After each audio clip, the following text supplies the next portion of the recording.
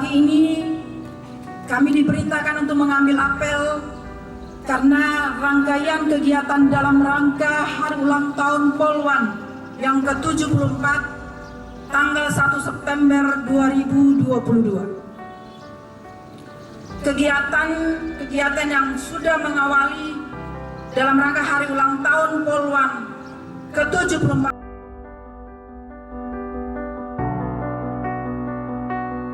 Selamat ulang tahun kepada Polisi Wanita Republik Indonesia Polda Gorontalo ke-74.